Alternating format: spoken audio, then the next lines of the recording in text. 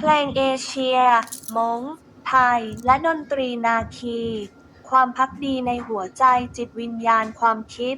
และร่างกายของเรา เพลงเอเชีย ม้ง ไทย และดนตรีนาคี ความภักดีในหัวใจจิตวิญญาณความคิด และร่างกายของเรา เมื่อฉันเห็นเส้นทางของแม่น้ำไหลผ่าน ราวกับว่าหัวใจและจิตวิญญาณของฉันแตกสลายณจุดนั้น เมื่อฉันเห็นเส้นทางของแม่น้ำที่ไหลผ่าน ราวกับว่าหัวใจและจิตวิญญาณของฉันแตกสลายณจุดนั้น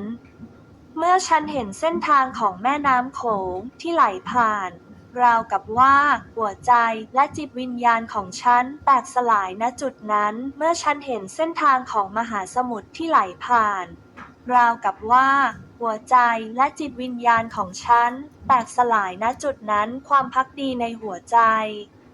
จิตวิญญาณความคิดและร่างกายของเราคือความรักที่ฉันมีให้คุณความภักดีในหัวใจจิตวิญญาณความคิดและร่างกายของเราคือความรักที่ฉันมีให้คุณหัวใจจิตวิญญาณความคิด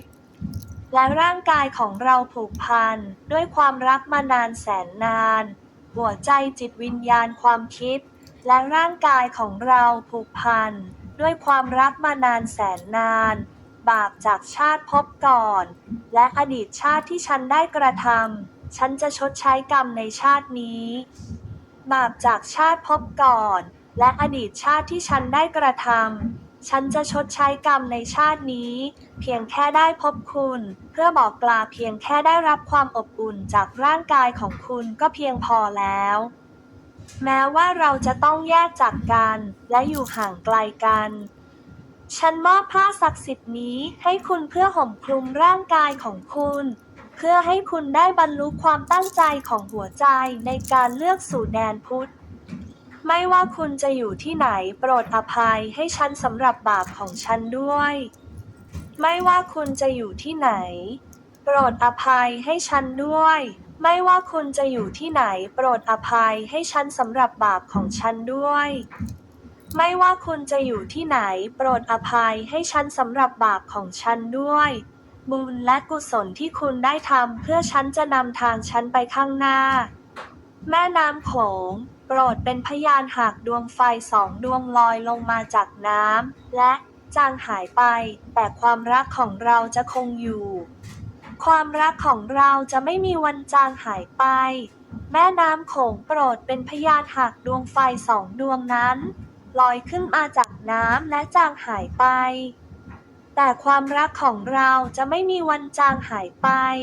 แม่น้ำโขงโปรดเป็นพยานหากดวงไฟ2 ดวงนั้นลอยขึ้นมาจากน้ำและจางหายไป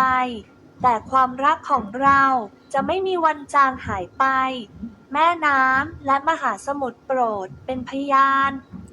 หากดวงไฟ2 ดวงนั้นลอยขึ้นมาจากน้ำและจางหายไป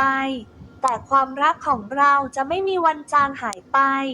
ไม่ว่าชาติภพใดขอให้เรารักกันเสมอไม่ว่าชาติภพใดขอให้เรารักกันเหมือนเช่นเคย